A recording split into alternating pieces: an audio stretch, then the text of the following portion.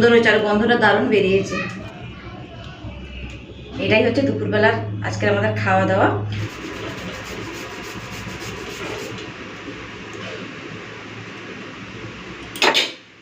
নমস্কার বন্ধুরা, আমি মধুস্মিতা, আমার চ্যানেলে আপনাদের সকলকে জানাই স্বাগত। বন্ধুরা কেমন আছেন? আশা করছি সবাই ভালো আছেন, সুস্থ আছেন। আর আমার অবস্থাটা দেখুন, আমার চোখটা কেমন ফুলে কেমন হয়েছে। বুঝতেই পারছি না যে ঠান্ডার জন্য ফুলেছে কিংবা কোনো বিষাক্ত কিছু লেগেছে। আজকে একটু ডাক্তারের কাছে যাব। তো বন্ধুরা, এক দুদিন তো আমি ভিডিও দিতেই পারলাম না, এই কারণে এই চোখটা ফুলেছে বলেই দিতে পারলাম না। যাই হোক, আজকে আবার চলে এলাম রান্নাবান্না নিয়ে। চলুন তাহলে আজকে আমি কী কী রান্না করছি সেগুলো আমি আপনাদেরকে একটুখানি বলে দিই। তো কালকে রাত্রিবেলা নিয়ে এসেছে চিংড়ি মাছ। তো চিংড়িটা শুধু সাধারণভাবে ঝোল করবো, আলু দিয়ে ঝোল করবো। আর করবো বেগুন ভাজা, তার সাথে কুমড়ো রাত্রিবেলাতে কেটে রেখেছি, কুমড়োটা ভেজে ফেলবো। আর এদিকে ভাতের জলটা বসিয়ে দিয়েছি। আর এদিকে আমার জন্য একটুখানি চা বসাচ্ছি। যদি ঠান্ডা লেগে থাকে তাহলে একটুখানি আদা দিয়ে চা খেলে তাহলে শরীরটা একটুখানি ভালো লাগবে। কদিন ধরে তো এই আদা দিয়ে চা খেয়েই যাচ্ছি কেন কিছু বুঝতে পারলাম না। রান্না করছিলাম, ওই যে গুরু পূর্ণিমার দিন রান্না করছিলাম, রান্না করতে গিয়ে শাড়ির আঁচলটা খালি মুখে এরকম মুছেছি। সেই থেকেই মানে ওই চুলকুনি, মানে এখানে একটু চুলকাতে শুরু করেছে, ফুলে গেছে। কী করবো বলুন? ওষুধ এনে খেয়েছি, হোমিওপ্যাথি ওষুধ, কিন্তু তাতেও কমেনি। আজকে ভাবছি একটুখানি ডাক্তার দেখাবো। তাহলে চলুন, একদমই কথাবার্তা নয়, লেট হয়ে যাবে। আজকে মানে আমার ছোটো ছেলের পরীক্ষাও স্টার্ট হয়ে গেছে। তাহলে চলুন রান্নাবান্নাগুলো শুরু করি। আশা করছি আজকের ভিডিওটা আপনাদের বেশ ভালো লাগবে। তো একটুখানি 2-4 মিনিট ফুটিয়ে নিই, তারপরে চিনি আর চা পাতা দেবো। আদাটা দেওয়ার পরে একটু 2-4 মিনিট ফুটিয়ে নিলে না ভালো হয়। যদি ঠান্ডা লেগে থাকে তাহলে একটুখানি আদা চা খেলে শরীরটাও তেমন ঝরঝরে হবে।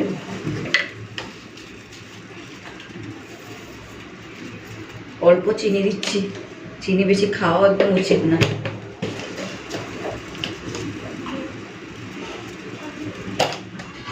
চা পাতাটা দিয়ে দিয়েছি, ঢাকা দিয়ে রেখে দিয়ে আর ফুটাবো না, ফুটিয়ে নিলে আবার তিতো হয়ে যাবে খেতে। চলুন এরপর দেখাই। এই যে দেখুন চিংড়ি মাছটা কালকে বাজার থেকে নিয়ে এসেছে। চিংড়ি মাছ মানে রাত্রিবেলায় এনেছে অফিস থেকে আসার পথে, কিন্তু সেই রকমই ফ্রিজে তুলে দিয়েছি। একদম শরীরটা ভালো লাগছিল না, তাই জন্য আর বাঁচতেও পারলাম না। এই এক্ষুনি একটুখানি বেছে নেবো, তারপরে রান্নাবান্না দিকে যাবো। আগে চাটা খেয়ে নিই তারপরে। এই যে দেখুন, এগুলোকে একটুখানি বেছে নেবো। বেশ বড় বড় সাইজের আছে চিংড়ি মাছগুলো। প্লেন খালি আলু দিয়ে ঝোল বানিয়ে দেবো। চলুন। আর এখানে এই যে কুমড়োটা কেটে নিয়েছি এরকম করে, কুমড়োটা ভাজা করব। আর এই যে নিয়েছি একটা বড় সাইজের বেগুন, এই বেগুনটাকে একটুখানি ভেজে দেবো। চলুন আজকে এইসবই রান্না করছি, চিংড়ি মাছের আলু দিয়ে ঝোল, বেগুন ভাজা, কুমড়ো ভাজা। চলুন, জলটা গরম হয়ে গেছে, এরপর চালটা দিয়ে দিই।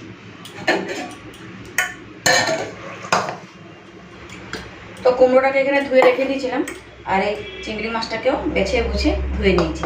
চলুন এই মাছটার মধ্যে একটুখানি নুন হলুদ দিয়ে দিই।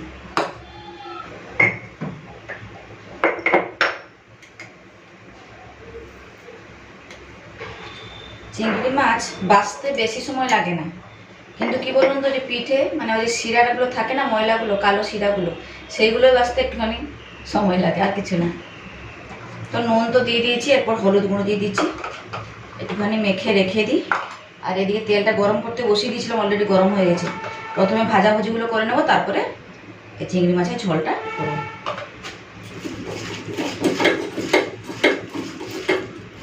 কালকে তো সারাটা দিন বৃষ্টি হলো আমাদের এইদিকে, জানেন।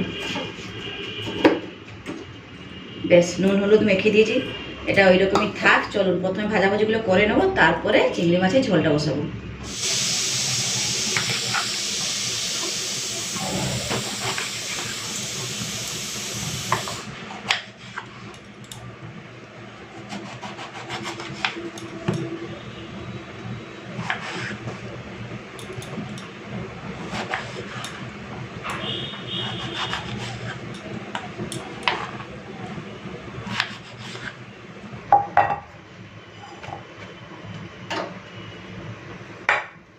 তো এই যে বেগুন ধুয়ে নিয়েছি, এরপরে দিয়ে দেবো নুন হলুদ চিনি।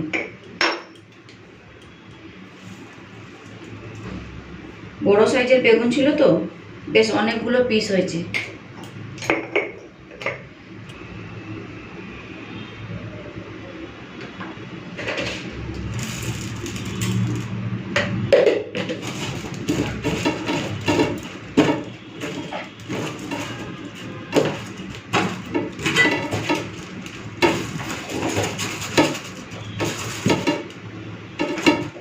এই যে নুন হলুদ মেখে নিয়েছি। আর এত বড় বেগুন ভেবেছিলাম মনে হয় পোকা টোকা হবে, কিন্তু একদমই পোকা হয়নি, সব কটা ভালো আছে। চলুন বেগুনটা ভেজে নিই, তারপরে কুমড়োটা ভাজবো। আর এদিকে তো তেলটা গরম হয়েই আছে।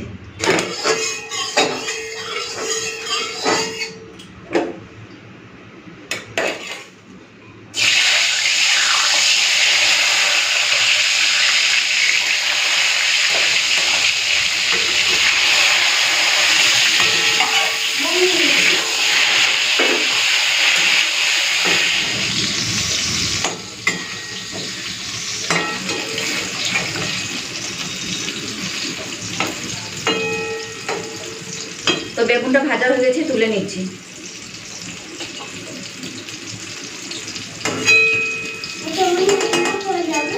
হ্যাঁ হয়ে যাবে। এই তো বেগুন ভাজা হয়ে গেল, কুমড়ো ভাজবো, হয়ে যাবে। তারপর তুমি খেয়ে দিয়ে স্কুলে যাবে, তাই তো? এই যে দেখুন পুরো লাল করে ভেজে নিয়েছি বেগুনগুলো।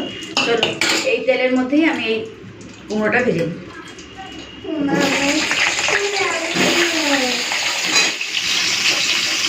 তো দিয়ে দিচ্ছি নুন।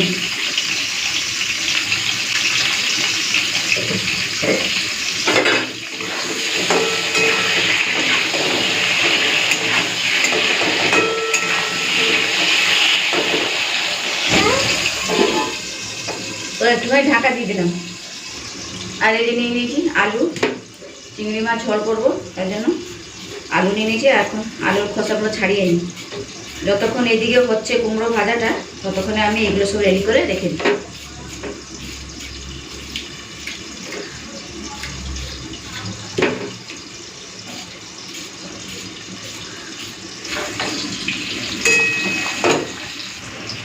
তো কুমড়ো ভাজা হয়ে গেছে, তুলে নিচ্ছি।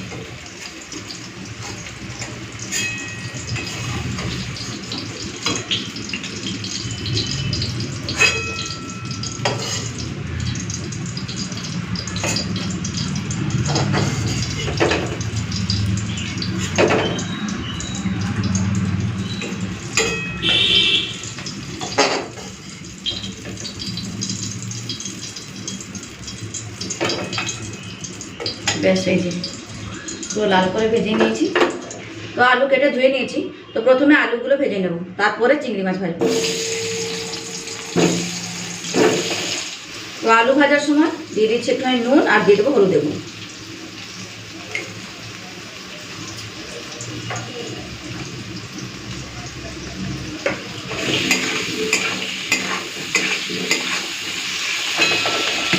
তো এদিকে আলুটা ভাজা হোক, ততক্ষণে আমি মশলাটা করে দিই। এদিকে আলু ভাজা অলরেডি হয়ে এসেছে। আর এইখানে একটা মশলা বাটবো, তার জন্য নিয়ে নিয়েছি পেঁয়াজ, কাঁচা লঙ্কা, রসুন, আদা। এই যে আর এখন দিয়ে দেবো গোটা জিরে। এখানে দুটো টমেটো নিয়েছি, চিংড়ি মাছের ঝোলে দেবো।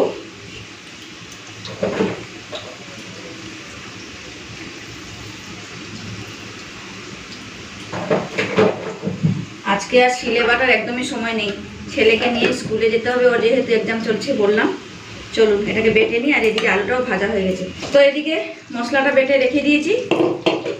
আর এই টমেটোগুলো একটুখানি কেটে নেবো ছোট ছোট করে। আর এখানে আলুটা ভাজা হয়ে গেছে, তুলে নিচ্ছি।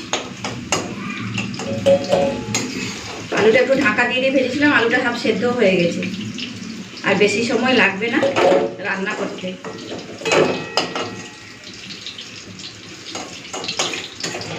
পুরো লাল করে আলুটা ভেজে নিচ্ছি। চলো আর তেল দিচ্ছি না, ওই তেলের মধ্যেই চিংড়ি মাছটা ভেজে নিচ্ছি। বেশ চিংড়ি মাছগুলো ভেজে নিই।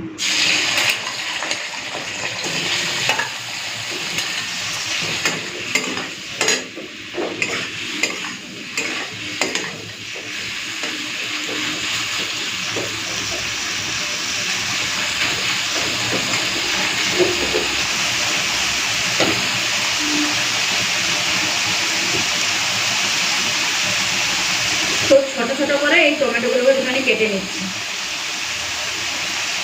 আর এদিকে জল বসিয়েছি, ছেলে স্কুলে যাবে, স্নান করে যাবে, ওই জন্য তার জন্য একটুখানি গরম জল বসিয়ে দিয়েছি।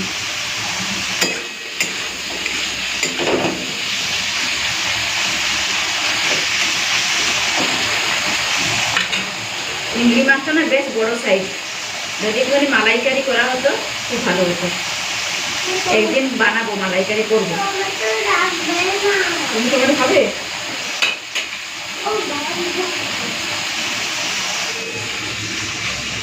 তো চিংড়ি মাছটা ভাজা হয়ে গেছে, তুলে নিচ্ছি।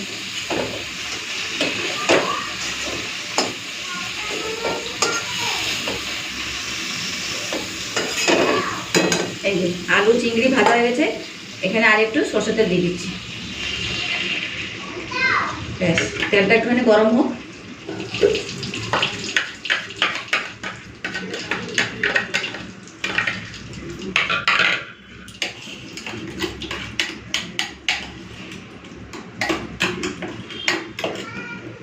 তো এদিকে তেলটা গরম হয়ে গেছে, প্রথমেই টমেটোটা দিয়ে দিচ্ছি। এরপর দিয়ে দিচ্ছি ওই বাটা মশলাটা, সব একসাথে দিয়ে একটু কষে নেব।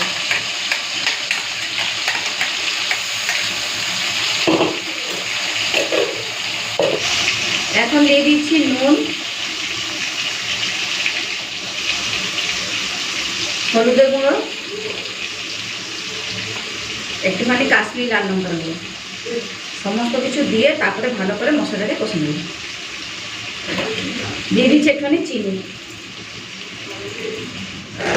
চলুন অ্যাড করে মশলাটাকে কষে নিই।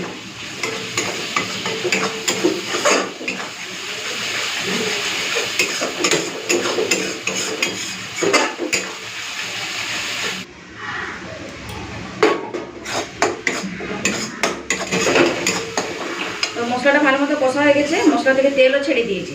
এরপর দিয়ে দিচ্ছি চিংড়ি ভাজা, আলু ভাজা। এটাকে দিয়ে 2-4 মিনিট খালি কষে নেব, তারপরে হয়ে যাবে। আলুগুলো মোটামুটি সেদ্ধ হয়েও আছে।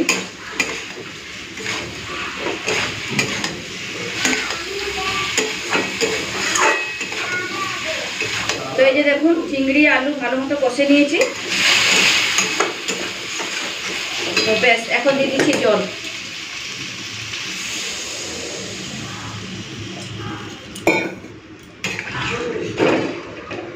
ব্যাস, এরপর ঢাকা দিয়ে দিচ্ছি। ঢাকা দিয়ে 5 মিনিট রান্না করবো, হয়ে যাবে।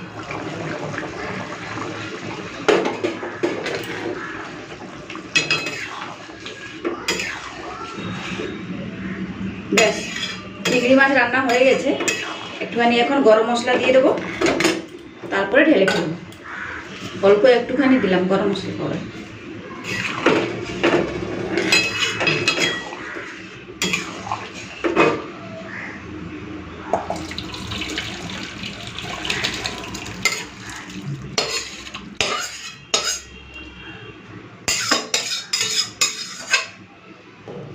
তো এই যে দেখুন, রেডি হয়ে গেছে চিংড়ি মাছের ঝোল। চলুন এরপরে ভাতটা বেড়ে নিই।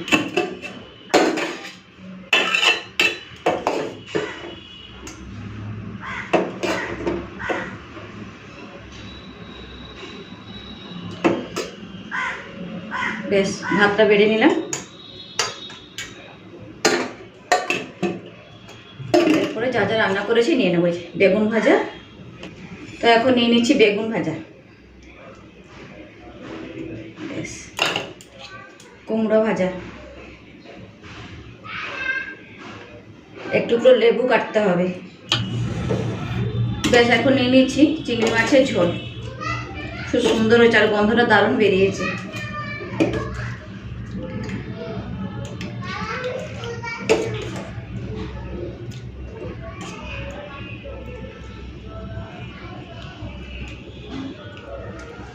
বেশ, এই যে নিয়ে নিয়েছি।